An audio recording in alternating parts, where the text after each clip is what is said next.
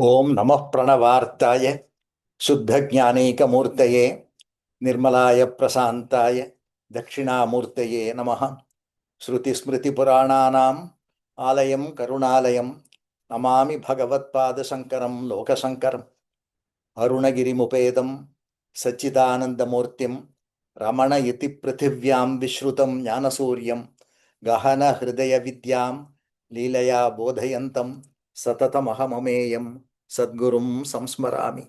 My humble pranams. We'll continue with our study of Anma Bodham.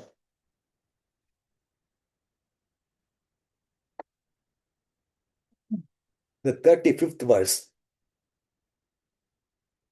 Ahayam Pola. I will first chant Bhagavan's Tamil verse and then I will go to the original Sanskrit. Ahayam Pola Ahilathinul Veliyan Sahadan Sarvasaman Siddhan Dehadi Avatrum Patratran Yendrum Amalan Chaliyan Avan Nan Yendre Ari. Shankara says, Aham Akashavat Sarvam Bahir Antargato Achyutah Sada Sarvasamaha Siddho Nissango Nirmalo Achalaha. Continuing with the Atma Lakshanam. So here, Shankara says, Aham, the subjective I, he has been handling that way in the last few verses. Aham Akashavat Sarvam. Like this space, I am everything. Bahihi Antargato Achyutah. Akashavat Bahihi Antargato Achyutah. Like Akasham, like the space, I am inside and I am outside. Akasham is there, space is there in everything. Even within the atom, they say that there is more space than the electrons and the other particles.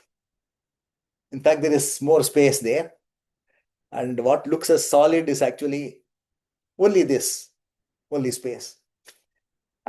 Akashavat sarvam bahir antargato achyutaha.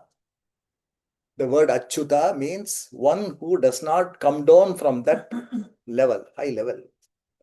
There is no change in his position. Achyutaha, that state, once you reach that stage, there is no coming back from that. There is no falling from that.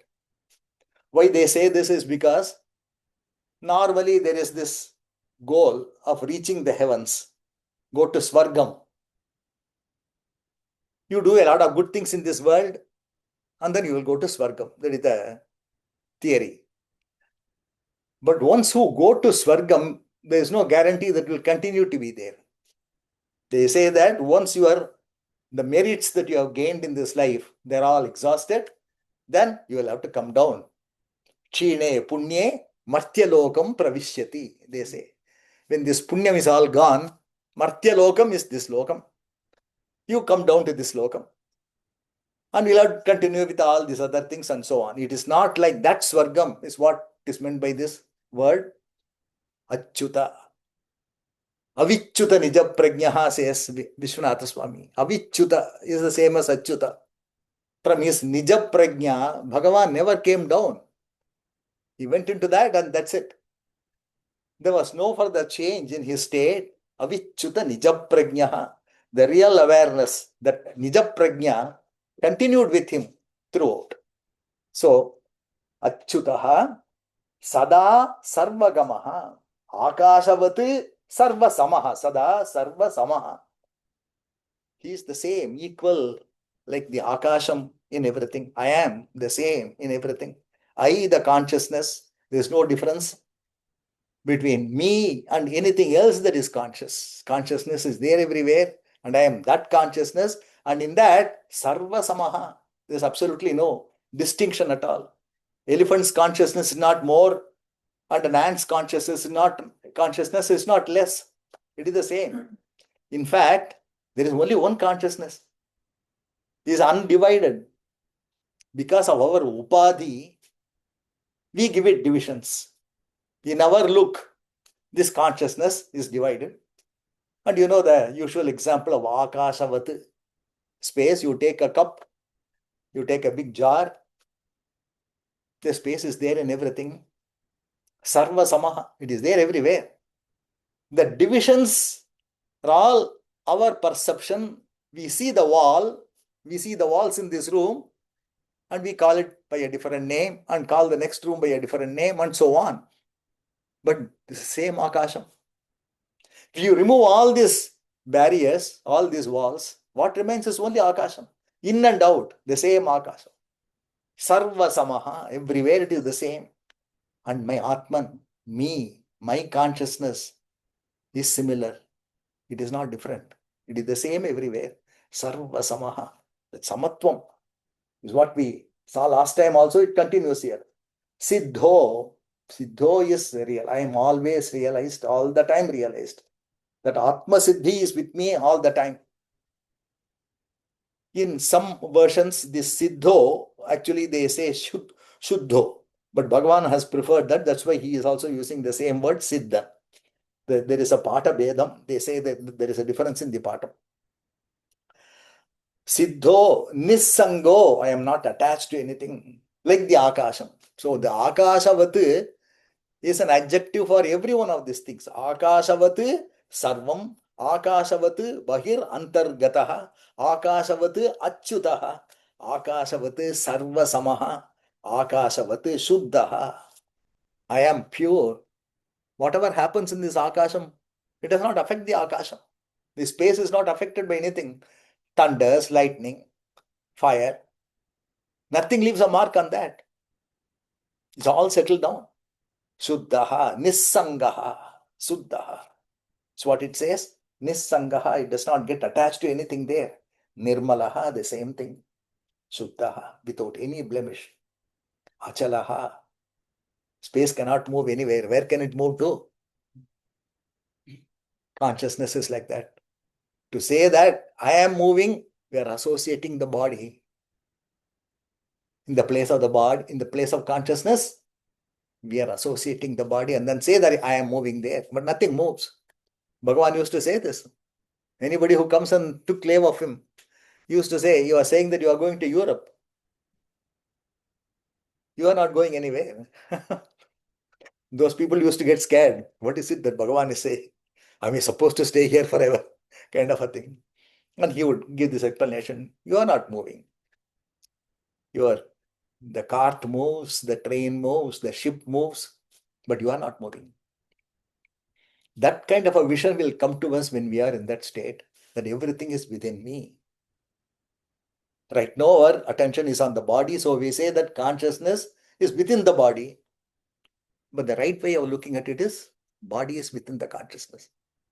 It does not move everywhere. Nirmalaha, achalaha, it cannot move anywhere. Sarva Samaha, we'll come back to that. This Sarva Samaha, we will not know this. Actually, this is something that we cannot really experience when we are taking ourselves to be an individual. Only when you look at an Atma Jnani, then you will know the Samatvam, how he feels, how he looks at the world and other things. The first question, in the first chapter, there are many questions posed in Ramana Gita to Bhagavan. One of the questions was, Jnaninam kena lingena jnatum shakshanti kovidaha. This is the question. How do you recognize a jnani? Everybody is looking alike.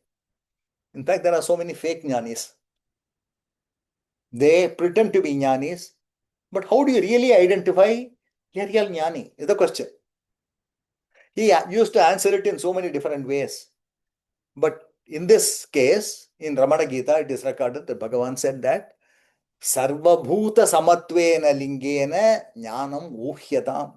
Sarva Bhuta Samatvam. Not Sarva Manava Samatvam or Sarva Manushya Samatvam. Sarva Bhuta, all beings. Sarva Bhuta Samatvena Lingena Jnanam Uhyatam. The question was about a jnani, but the answer comes as jnanam. Even to say jnani is not very correct because There is no possessor of a jnani there. There is no even that amount of, the personality cannot be associated to a jnani. There was only jnanam and no jnani. So his answer is jnanam uhyatam. One can infer, he says. One cannot really perceive it, but one can infer. Sarvabhuta samatvena lingena jnanam uhyatam, he says. When a tree was cut for mangoes, Bhagavan heard a lot of noise outside the meditation hall. And there were a lot of sounds coming from various people and all. I think chop it, chop this, take it out, pluck it out, like that. He went out and then saw, he found that they were beating a tree and for getting that mango fruit. They were beating it, and then so many leaves had fallen down in heaps. There were leaves there. It seems Bhagavan almost broke down. He felt the pain of the tree. See, they are giving fruits to us. And in return, we are beating them. That was his way of looking at things. He was almost teary-eyed when he mentioned this. So many heaps, the leaves that he saw there. When HMR went and told him, then I have taken a sankalpam to do Laksha Patra Puja, 1 lakh Patra Puja, 50,000, and it was summer and then she could not get any leaves. So she went and complained to Bhagavan. Bhagavan, when she took the permission from Bhagavan, Bhagavan did not say anything. He just kept quiet. She went and told him, I'm not able to get leaves. No problem. There is a solution for this. Pinch yourself 50,000 times more. Oh, but it'll be very painful, she said. Yes, exactly. Same amount of pain is there for the plant. He felt one with the plant. The Srimad Bhagavatam begins with a beautiful sloka where Shuka is wandering and his father Dvaipayana follows him because his Shuka is going to leave the place. He's not able to bear that, Vyasa. So he runs after him and he calls out to him, Putra, oh my son, Putreti tanmayataya taravobhineduhu. When he called Putra, the response came from the entire surroundings, I believe. That's how the Bhagavatam begins. Sarvabhuta hridayam munim anatosmi. Sarvabhuta hridayam. He is the very center of everything around. So the trees responded, here I am. The stream responded, here I am. The wind responded. That was the stature of Shuka Brahma. That's why we call him Shuka Brahma. When the commission of inquiry was established, came and the question was put, you are saying Ativarana Ashrama. Are there any people? Do you know of any people recorded? History of people? Bhagavan mentioned Shuka's name. Shuka Brahma Rishi, Rishabha, and Jada Bharata. These were the people that he mentioned. They were in that state. This beyond all the ashrams, one with the entire creation, feeling one with the creation. With our individual attachment to the body, such a thing is not possible. Only when we leave this identity with the body, we go deeper and deeper into our consciousness, into the heart. A person who is established in the heart, he would feel that way.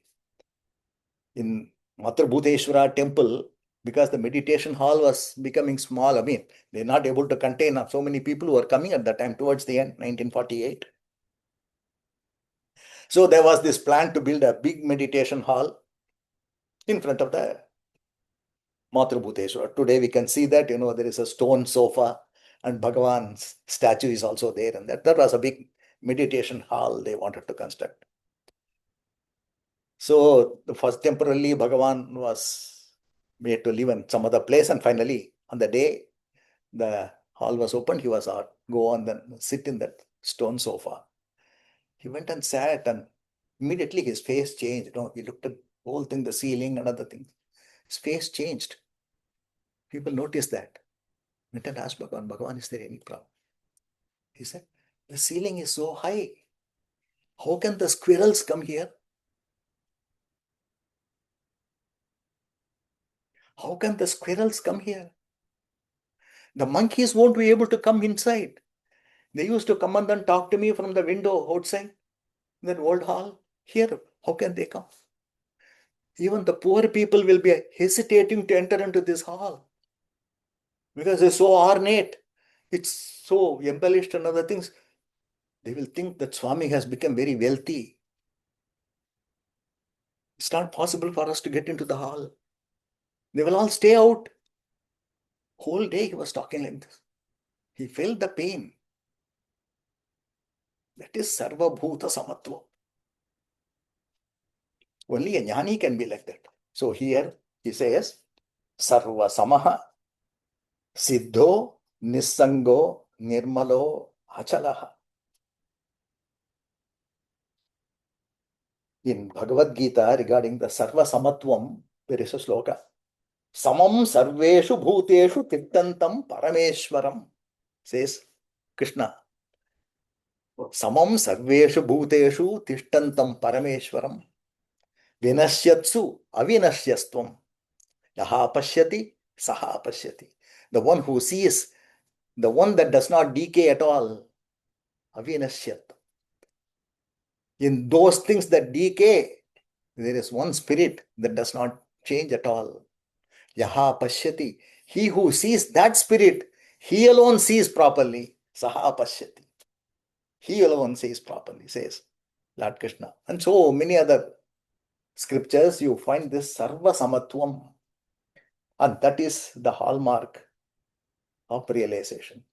Sarva Bhuta Sarva Samatva Lingena Jnana Muhyatam, says. Nissangaha, free from all relationship. Free from all relationship. We have so many different relationships, we find it very difficult to manage all of them. Relationship with one causes a problem with relationship with something else. In one of the Tamil texts, Vedanta texts, I believe it is said, one should be like the tongue. It is amongst 32 very sharp teeth, but does not get hurt. So it is able to manage the relationship with 32 surrounding sharks. So one should be like that, it says. Nissangaha. One should not have any problem with any relationship, no relationship at all. Sattva, that Nissangaha. Nissangatve Nirmala Tattvam. Nischala Tattvam, says Adi Shankara in Bhada Govindam.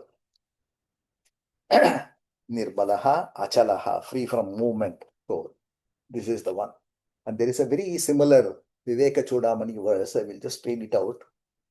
Sarvadharam, Sarva Vastu Prakasham, Sarvakaram, Sarvagam, Sarva Shunyam, Nityam, Shuddham, Nischalam, Nirvikalpam, Brahmadvaitam, Yat Tatevaham Asmi, Tatu Eva Aham Asmi, Aham Asmi, Aham.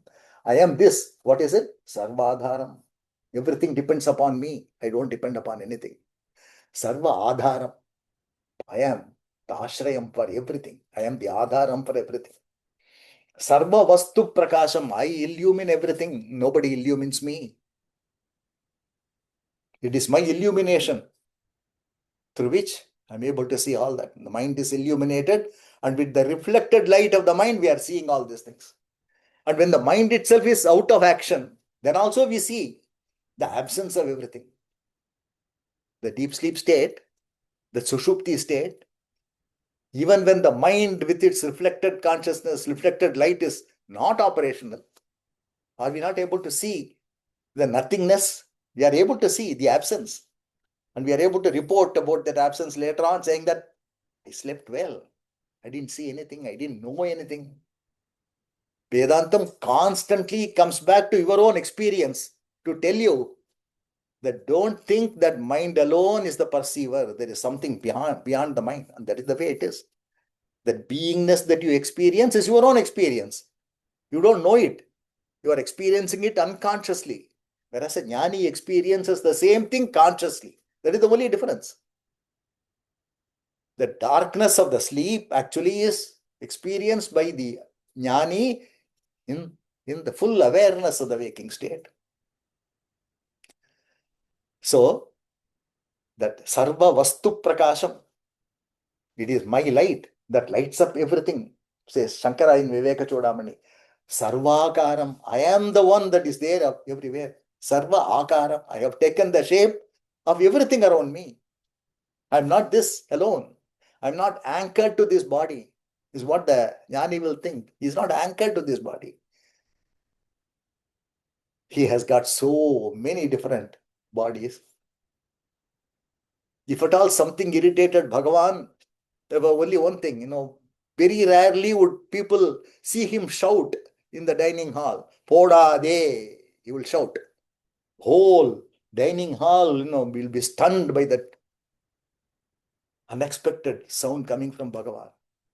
Somebody would have slipped in a little more. It is their way of worshipping Bhagavan. Bhagavan hated that.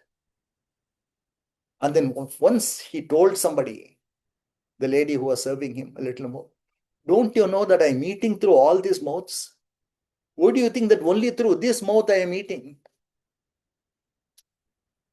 I'm eating through all these mouths. Sarvakaram. He is everything. And he feels that way. Sarvakaram, Sarvagam. He is the one who has permeated every being. Sarvashunyam. This Sarvashunyam is contentless. It is only consciousness. If there is another thing apart from consciousness, then it is not Shunyam. But there is nothing for him other than consciousness. When there is only one, there is nothing other. That's why they say it is Sarva Shunyam. Not nothingness, but the fullness of one thing alone. That is Sarva Shunyam. Nityam, eternal, Shuddham, Nischalam. The same thing that we saw in the Anma Bodham verse. Nirvikalpam.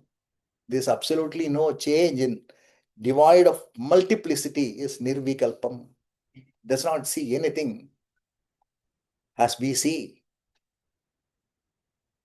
Nirvikalpam Brahma Advaitam. That non-dualness. I am alone. There is nothing else apart from me. Yat tadevahamasmi. I am only that, says Shankara in Viveka Chudamani, very close to this verse. We'll go to the 36th verse.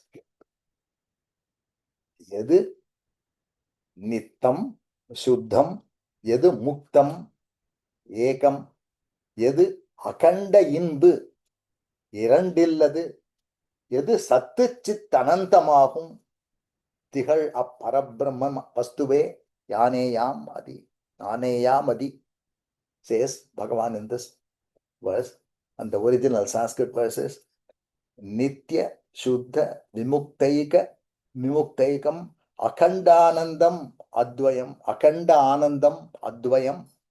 Satyam Jnanam Anantam Yatparam Brahmaham Evatat.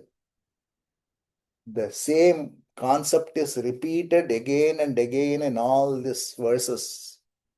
Maybe a slight difference in the words is just to reinforce that fact. It is hammering home the fact. We have been practicing to be this body all along. These texts are inviting you to practice differently. Practice the feeling of being one with Brahman, being everything, not being limited to this body. So, this truth, it is possible for the mind to pick it up and hang on to it also. Mind alone is binding you, and mind alone can liberate you also. It all depends upon what you think. What you think, you become. You keep on thinking in this manner, the texts say, Vedas say that this constant thought in this various manner will take you there. But the only instrument that we have is mind. We cannot throw it out. But they say that do it this way, it will automatically remove itself from you, because you are going to go and then join hands with consciousness, which you are ultimately. So that's why this repeated, instructions. And this is actually the Swarupa Lakshana. The Swarupa Lakshana is mentioned here in this manner. All the other things that we saw were there are not Tatastha Lakshana. So they are incidental or accidental properties, but this is the Swarupa Lakshana that is being mentioned here. Nitya Shuddha Vimukta Ekam Akhandanandam. Akhandanandam. Akhandanandam means unbroken bliss. Bliss, Anandam, which is not broken at all. Why they are saying this is because what we are experiencing, what we may experience in our life is only khandam. This khandam, this divided, fragmented. Akhandam is unfragmented, continuous. This question about happiness has been going on in the minds of people right from the Upanishadic ages. If you see the Taittiriya Upanishad, there is one Valli known as Ananda Valli. One Brahmananda Valli, there is one Ananda Valli. Towards the end, you will get that Ananda Valli. In fact, it's a very interesting thing because they have mathematically given a value to the Brahmanandam. not just ordinarily, not just saying that, no, it is really very great happiness. Because our mind will have to really have something finite from which we are beginning. Our mind is always anchoring on the finite thing. So they are giving the answer in a finite manner. They say that you take the unit of one happiness, a human happiness. A person who is very well educated, comes from a very noble family, his lineage is also very good, very well educated, very wealthy, very healthy, he is in the prime of his youth and other things. You take his happiness to be one. Then the next level of happiness, they say, multiply by 100. And then they keep on saying so many things. Starting from Manushya Gandharva is 100 times happy. Deva Gandharva, 100 times happier compared to the Manushya Gandharva. Like that, it keeps on going. So finally, the Brahmanandam comes to some 10 to the power of 20. It's a big figure. Saying that it is Anantam, Ananta Anandam, instead of saying that, because we are going to be interested in that. After the Gandharva Anandam comes the Pitrulokam. Pitrinam Chiraloka Lokanam Anandaha. Like that it goes on. Prajapati's Anandam, Brihaspati's Anandam. So keep on multiplying and finally they say it is Brahmanandam, just to tell you that it is an unimaginable amount of bliss. Last few days of his life, when his operations were going on, Bhagavan composed a poem. He had taken the idea from one of the Bhagavatam shlokas and he says that if you hammer a sugar cube, it becomes pieces, small pieces. You cut it into pieces, even then each small particle will continue to be sweet. Even if the body is cut into pieces, he says, that was the time when the pain must have been excruciating. Even when the body is cut to pieces, a jnani will only have that bliss. And that's what people saw in his face. Body was suffering. He used to moan also. He would sometimes groan. And he would say, this body's reaction. We are worried about the body. But the jnani does not. He continues to enjoy that bliss of the Atman.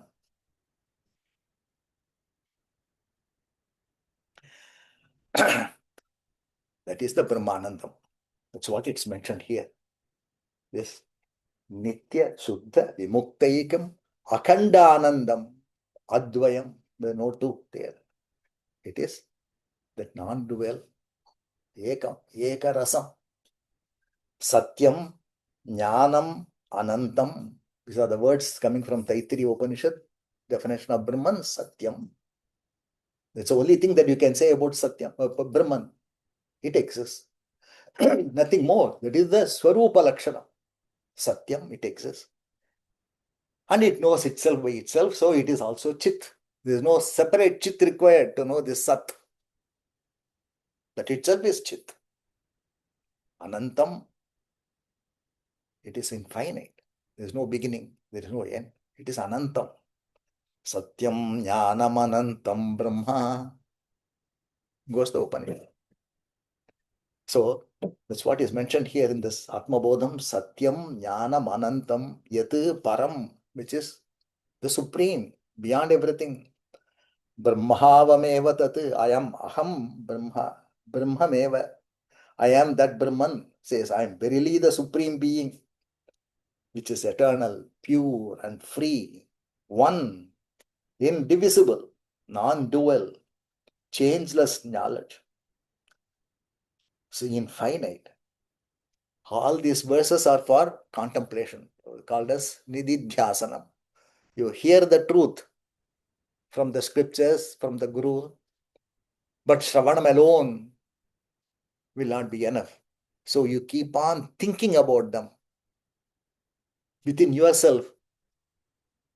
You reason out. This is what is said in this book. Could it be correct? And what is the reason given for this? You keep on connecting all these things, that becomes mananam. The next stage is, after having reasoned out, you do nididhyasana, constantly contemplate over all these truths. It should be nirantaram. The next verse is going to talk about it. Constantly you contemplate on these truths and then see that the mind is extricated from its involvement in the fleshy body, from the mind. Slowly move towards that pure consciousness. So this is all for the nididhyasanam. These verses have been. So it is called the jnana bhyasam. Viveka Chudamani again. Sadghanam, Chidghanam is a mass of Sat. Sadghanam, the homogeneous mass. Chidghanam, consciousness is homogeneous, indivisible. Nityam, Anandaghanam, Akriyam, it is devoid of any kind of an activity. Ekameva Advayam Brahma. Ekameva Advayam Brahma. There is only one. Then we give so many different shapes because of our upadhi, because of our error in perception. We see this is this, this is that. We give a name, give a tag. But says here, na iha nanasti kinchana, neha nanasti kinchana. There are about a dozen verses in Viveka Chudamani towards the end where Adi Shankara says, neha nanasti kinchana. There's no multiplicity at all. There is no nana jivatvam. In our perception, there are so many different jivas, but there are no jivas at all. There is only one that lives. There is only one that lives. Because of the upadhi, because we see the vestures, the dress that is worn by all these different creatures, we think that each one is different. In sleep, do we see all this multiplicity? Advaitam comes back to the sleep experience. Do we see multiplicity there? Do we see differences there? The division comes, the differences come when the mind rises. Like the white light that passes through a prism throws up so many colors. The mind divides. The activity of the mind. Moment the mind is active, it has got to divide. That one consciousness is divided into a subject consciousness and an object consciousness. I am so and so, and I am seeing this. This is done by the mind. But the light is only one that is divided by an external agency like mind. That's why Bhagavan says, you look for the mind and see what the mind is. Kim Swarupamit Atma Darishane. What is the nature of the mind? Manasam tu kim margane krite naiva manasam. Then everything becomes just that advayam. This multiplicity totally goes. Jnani does not see multiplicity at all. He look it in from our perception looks as though that he is interacting with so many people. He is able to recognize you. He knows your child's name also. What he is doing, everything he will know. But that's just an appearance. That is only from our point of view. From his point of view, he sees only that ekarasam, that chit ghanam, only that mass of consciousness, nothing more. That is his state actually. So all these things, as I said, is useful for the jnana abhyasam. The 37th verse says, Nirantaram இவ்வாறு நிகழ்த்தப்படும் அப்பிரம்மே யானாவன் என்னும் உறுதி. நிரந்தரம் இவ்வாறு நிகழ்த்தப்படும் அப்பிரம்மே நானாவன் என்னும் உறுதி. அழிக்கும் அறியாமையை, அலைவுகளை, நோய்கள் ஒழிக்கும் ரசாயனம் ஒத்து.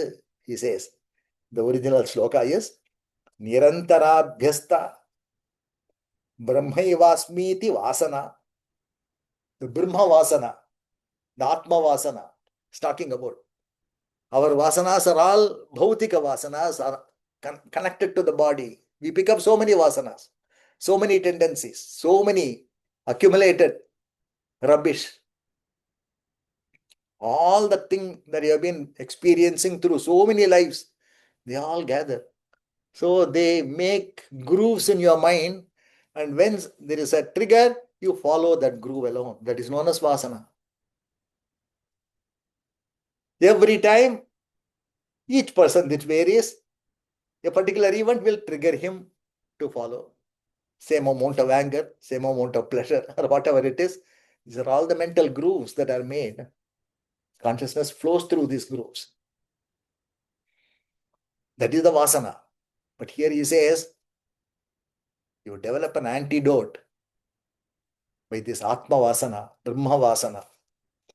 Nirantaram இவ்வாறு நிகழ்த்தப்படும் அப்பிரம்மே யானாவன் நிரந்தராபியஸ்தா பிரம்மைவாஸ்மீதி Vasana harati avidya vikshepanu. And then he gives a beautiful simile here. Roganiva rasayanam. Like you go get a medicine for your rogam. This is the medicine for your rogam called this bhava rogam. This I am the body, rogam, this disease. The disease called I am the body. In order to cure that, Shankara says, this is the medicine. The medicine is Nirantara Abhyasam. You go to your doctor, he will tell you this is the medicine, but take it regularly. Don't stop it. Nirantaram. If you stop it in between, there can be problems. Rasayanam. Rasam. Actually, the Ayurveda talks about the rasam. Actually, they extract from the minerals and the metals, heavy metals. And they are very careful to see they are all biocompatible. Because the metals as such cannot be absorbed by the body, they make it. That entire process known as rasayana. Ayurveda, the process of extracting the juices from the herbs and all the minerals and other things is an amazing science.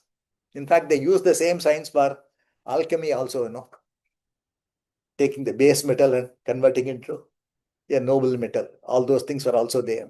That time they were attempting, but a lot of knowledge was available. Anyway, this rasayanam, this medicine is going to help you in this manner. This medicine will be the antidote for your durvasana. The durvasanas are all removed and sadvasanas, atma vasana.